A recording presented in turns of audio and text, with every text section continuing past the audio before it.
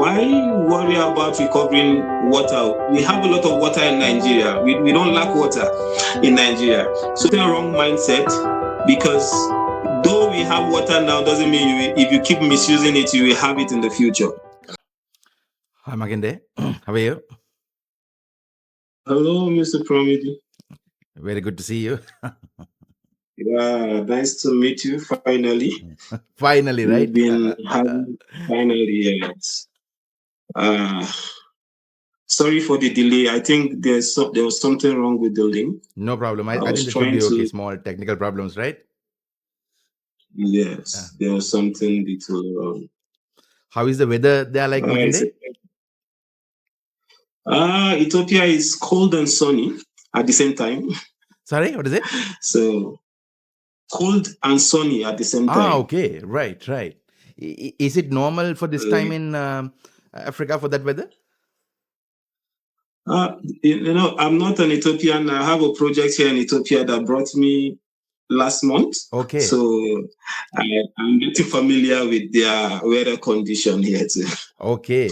Makinde, where are you from originally? Yeah. I'm from Nigeria. I'm a Nigerian. Right. Is it the same weather here in Ethiopia and Nigeria? Not same. Okay. But similar in some ways. Yeah, I think based on regions, they have different weather conditions. Okay. Yeah, but Ethiopia is cooler than Nigeria. Yeah, it's cooler than Nigeria. Okay. So, Makinde, let me thank you once again for accepting my invitation and being on this.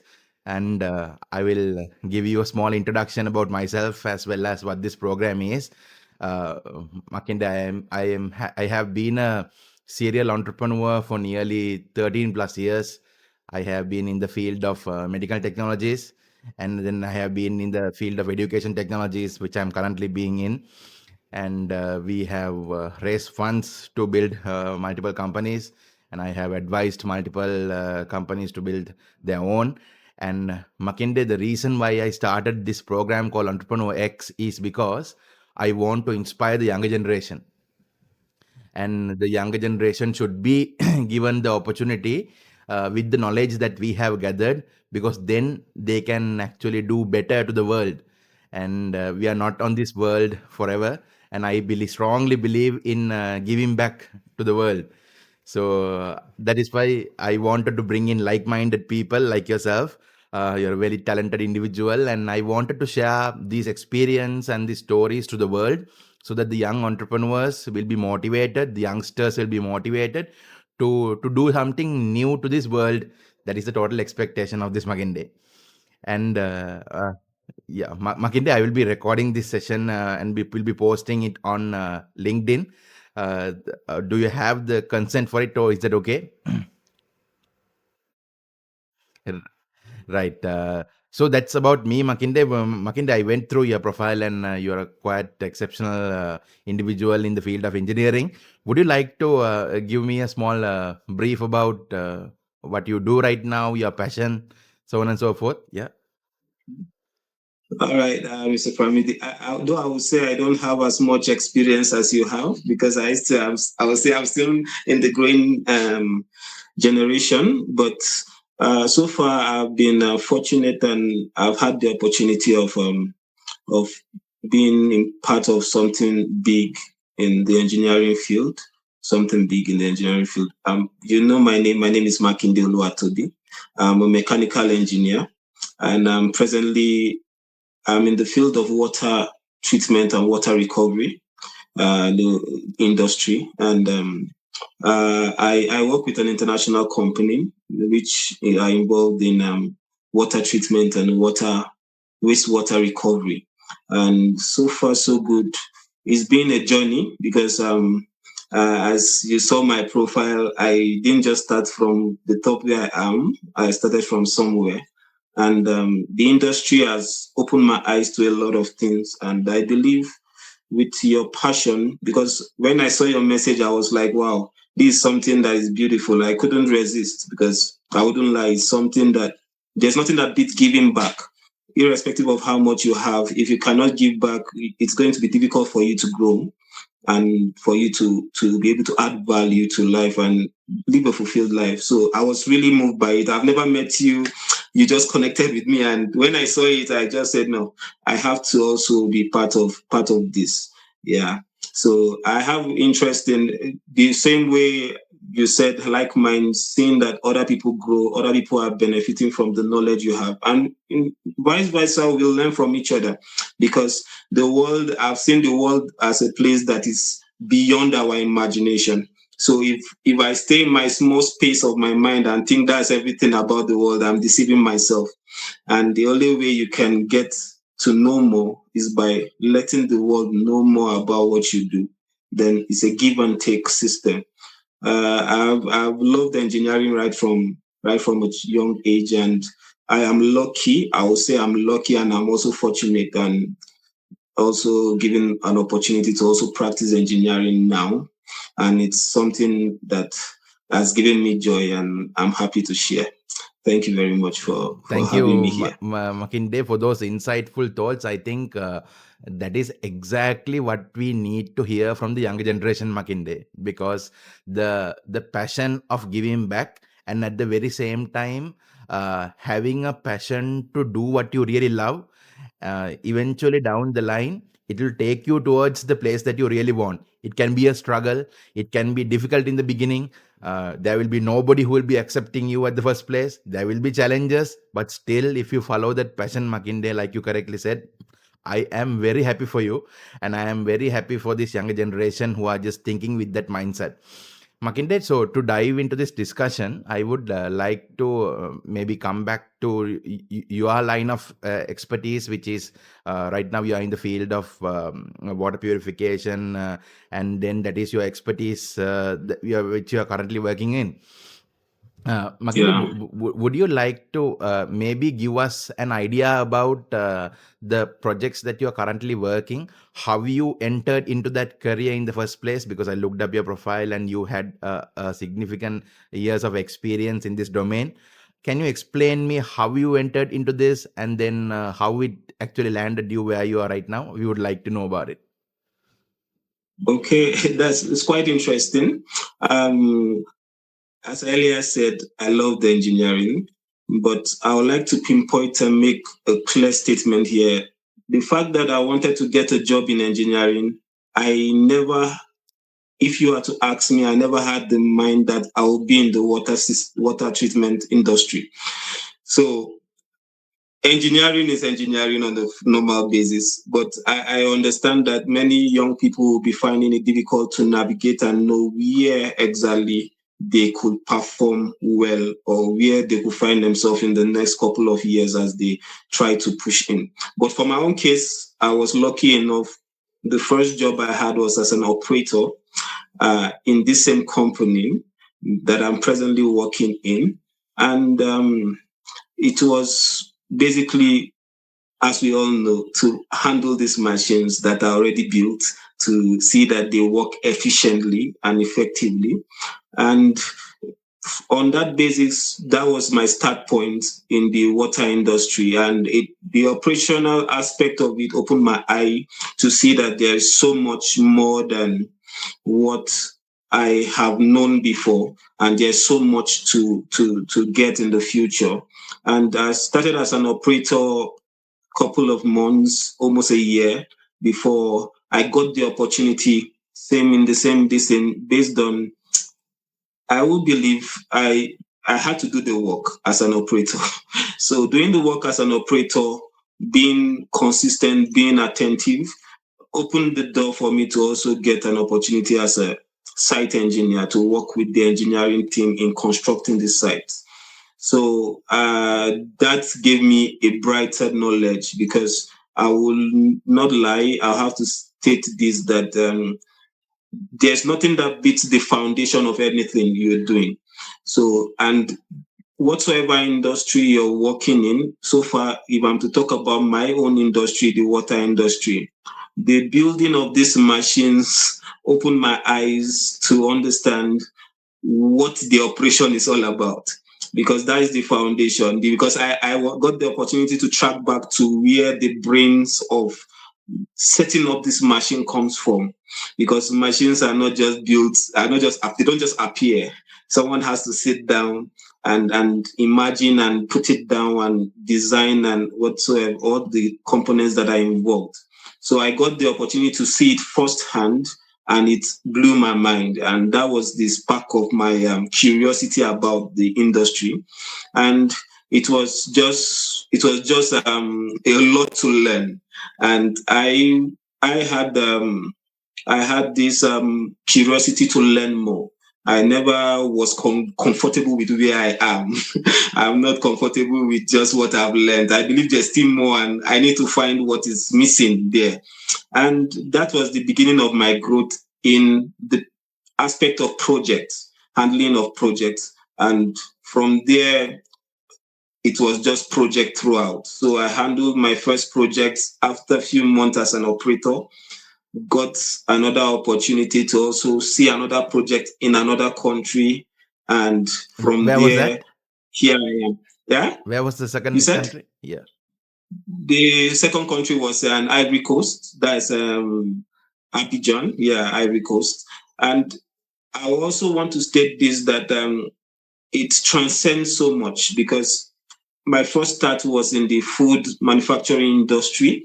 And then the second project I went to get involved with was in the municipal waste. So it was a shift. So there was so much to see. It was in handling municipal waste. And then it was different from where I was coming from. So it was another learning opportunity, learning curve. And I was able to navigate and learn through the process, get myself involved to see that the project produces what it wants, because outcome is what really counts whenever you are involved in projects. So from there in the municipal waste, I worked with a whole lot of great minds. And from the municipal waste, I got myself, right now I'm handling a project in Ethiopia in the textile industry. So this is another different type of water treatment we are talking about. So and I know it's still, there's still pounds through a lot, because I've done my research to see that there are so many industries involved that this in water treatment industry navigates through. And that I would say is my my journey so far in summary. Hope I'm not too fast. No, absolutely not. You're very clear, Makinde, and I'm. The more I listen to you, the more passionate I become about your journey, and I really wish that more of the young entrepreneurs in the society are like you. I mean, the hunger to learn more, the passion to go and look for something more is gradually declining, Makinde, in the current society, because we have access to so much of technology that eventually cuts down our passion, right? So we have seen I firsthand have been in multiple panels where we assess and encourage youngsters to come and execute certain projects. I have seen youngsters putting in minimum effort to learn, and I was surprised why that was in the first case. And then with time I realized that um, maybe the access to information is without an effort. Right now, if you want to search something, you just open Google or open Chat GPT and search it, and that's it. I mean, there is no follow up on that. So eventually, the learning part is not your brain; it's the Chat GPT that learns, because it's open AI model that learns. It's not the other way around. Yeah. So this in my personal view would eventually down the line create individuals with very less logical thinking. It will create That's true. people with less critical thinking, and then it will also create a generation that doesn't have passion to create or maybe take a risk and execute things because they are not challenged and they don't see it firsthand. So that is something that I see as a threat that will actually come to the world eventually down the line. I'm a huge passion of AI because I know how to use AI in this conversational based discussions, how to replicate it. But at the very same time, I see that the younger generation is heavily affected as a result of this. So Makinde, just to get some context, all the way from you're from Nigeria and right now in Ethiopia. Uh, uh, would you like to maybe share some uh, insights on the ecosystems, the entrepreneurial ecosystems in countries where you have been, let's say from Ethiopia, you're currently in Nigeria. Um, uh, would you like to share some insights on the entrepreneurial ecosystem, whether the country is building up systems to encourage entrepreneurs? Would you like to share some thoughts on that? Yes. Yeah. Yeah, thank you about that. That's a very insightful question. So far, so good. I've seen that from my journeys. I've seen one very important thing, and the world is growing every day. Everybody wants to, like most countries want to grow, especially in Africa. They are looking for ways to grow. One of the things that caught my attention, my working stay in Ivory Coast, was where whatsoever as you move around the city, you see things being built. Buildings are coming up every day, and also here in Ethiopia. Coming here from the first day, I just saw it was just buildings, buildings. So it's just to tell us that in Africa, there's a lot of growth happening. There's a lot of development happening. The global economy, or let me say, the economy of a country wants to grow, but it has a lot attached to it. So what I can see is there's growth happening in all these countries, even in Nigeria too. A lot of development are happening. Technology is on the rise. Infrastructure is on the rise. A lot of innovations is on the rise. People are doing new things every day. So I will say of a truth, looking at it, a lot of new things are coming into Africa. Africa is embracing a lot of new things to get to a better place.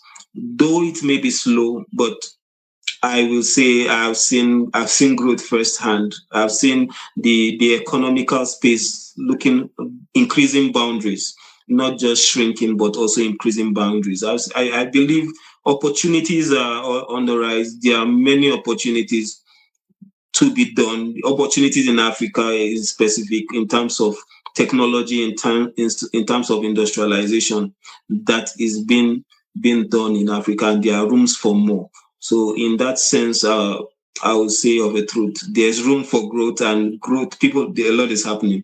A lot is happening. Yeah. That's a very fascinating thought to see how the African content is embracing the technology and keeping that growth consistent, because we do a lot of research online and then we see that significant growth happening in the African region. Makinde, do you have uh, specific thought as to why they want to see that growth in the African content? Because if you look at the African growth of technology as well as African growth of economy, over the very recently, over the past 10-15 years, the African continent has seen significant growth, and the attention to African continents happening from the Western countries, especially even the European countries, is truly significant because they invest heavily in the African continent right now. Right. Do you actually have any insights on that? Do you feel why they are investing? What's the reason? Is it because of the resources that are on the ground level? Is it like the country, I mean, the physical or mineral resources, or is it because of the technology? Is it because of the youth? Would you like to share some thoughts on Yes. that? Yeah. If I'm to share my thoughts on that, as I earlier said, Africa is like a fertile ground because in terms of there's so much to be done. And apart from that, there is the population. So the population is a key factor, and the fact that there is still a long way to go for Africa provides opportunities for investors to come in with new innovations to make the life better for people and for people to also buy into it because the people of Africans are looking for more. The country has a lot of development to do. They are still living not that back, but not as far as the West has gone. So there's still hunger. The youths are much on ground. They are looking for opportunities. The population is there. So once the population is there and there is room for growth and development, I see it as one of the biggest opportunity. So that's my own take, like the insight I've had about the African market. So there's the population and there is room for growth. Unlike the Western world where technology is already at the height, they are looking for the next thing that is next imagination. But Africa, in as much as we have some certain level of technology, we have not gotten to the technology of the Western world, which makes it a better market. So imagine having facility industries working on less automation. Bringing in new automation is a big business. Everybody is looking for how their machineries could operate with more efficiency and minimal cost. And the technology have gone that far, but how much of the technology have come into Africa? It's not that much. So there is room for growth in Africa. So it's a good marketplace for investors to come in. That's my own insights on the market. Yeah. Makinde, in that case, uh, if a set of investors are interested in, let's say, coming in and starting projects in the African region, like you correctly said earlier, there is potential within the African region to grow. Are there specific industries that are currently very hot that you feel would actually draw the attention of investors? Would you like to name a few industries that would actually have the highest attention? The highest attention. I would say the agricultural industry, like the agricultural industry, because the raw materials are there. Africa, they are into a lot of farming, and the one of the major things they lack is the equipment, the industries to process these raw materials. So it's a very big market that can blow beyond our imagination. That's one. Uh, there are a lot, because when we look at Africa, it's an If you look embodiment at of so your many raw field, materials. Makinde, now you are in the engineering field, and you're currently Yeah. dealing with the machines in the water refinery sector. Uh, if you what's like the thinking there? Like, is there room for improvement? Is there room for technological advancement in that particular area? Okay. In my own field, there is room, but now the only challenge we are faced, I see, is the fact that how many of these industries are able to buy into my own the water treatment industry. So now let me make it clear for you. Now, the water treatment industry is a very good market space. But there was one statement when I was in my second project in Nigeria, and it's a very large facility that was being established, was being installed. One of the one of the top managers in that industry was like, why worry about recovering water? We have a lot of water in Nigeria. We don't lack water in Nigeria. So I felt that is a wrong mindset, because though we have water now doesn't mean if you keep misusing it, you will have it in the future. Correct. So there needs to be a cultural shift, a mindset shift for these industries to thrive in somewhere like Nigeria, because we have a lot of industries there, but when looking at how they handle their water system, there's a lot of work to be done. So it's a large market, but why I feel there's much work to be done is the mindset of the owners of this industry to see the need for this. How much how much thoughts do they have about that there's a problem that needs to be solved, because water is life. Water is almost everything. If I think about water, if I'm to talk about water, it's a whole lot. But the African market needs also a mental shift in terms of certain things, like my own water industry now. If I'm to talk about that, water is very important. There's a large market for it, but the only challenge will be the people buying into it, because they will be looking at one thing. Okay, we are trying to reuse this water. It costs, but how much of the water are we selling? The business market in Africa is more of profit making, other than how well we are also taking care of the ecosystem, the environment. How well are we utilizing what we have? So my own industry, though it's a very large industry, but I feel in Africa there's a lot of mind shifting that needs to be done before there could be a crack to get into, because the market is large. Industries are coming in, but if you look at their water management system, it's poor.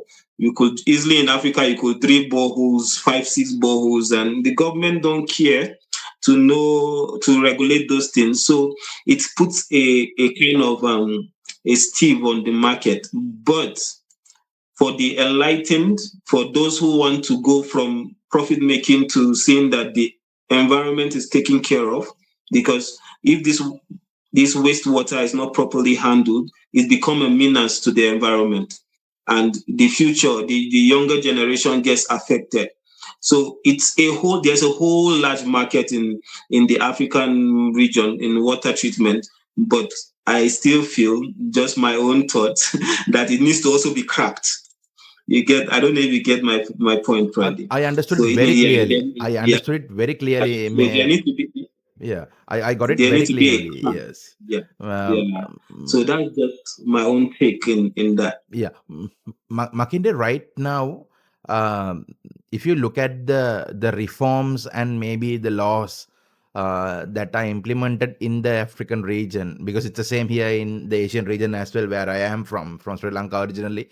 And if you look at the laws and regulations to protect the environment, because we have passionate entrepreneurs who are very passionate and like-minded like yourself, who says, okay, if I don't preserve the environment for today, the future generation will not have it. That's a very beautiful mindset. Not everybody gets it. Like you said earlier, it's like, if I don't protect the water today, just because we have it today, the future generation will not have it, right?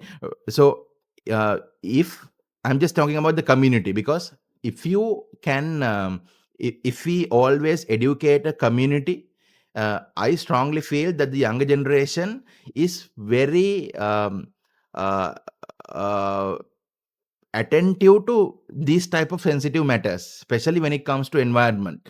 So do you think that the younger generation in the African content is paying enough attention to preserve the environment? What is your thought on that, Makinde? Okay. So far so good. I would say a lot is being done. There are people who are coming up, but I feel the impact of their voices is yet to be felt or to be seen. It's very important that we have more voices coming out. Yeah, I know of a lot of environmental. As you know, I mean, I'm so passionate also about the environment, and as different, apart from the fact that I'm in the water industry, I'm also part of people who are also into the environment, and I've seen them do a lot of work. A lot is been happening, but where I feel there is a bridge is the effect of the work they are doing. So I feel though over time they could grow to the point where they could really hit it at the point where it needs to be hit for the change we are looking for to be seen, but there's still work to be done. A lot of young people are coming out to shout and to try and see how they can reach the right doors and offices to ensure that the environment is well taken care of. But the turnover effect of that is where I have I feel a lot of work needs to be done, because you wouldn't say the government don't know.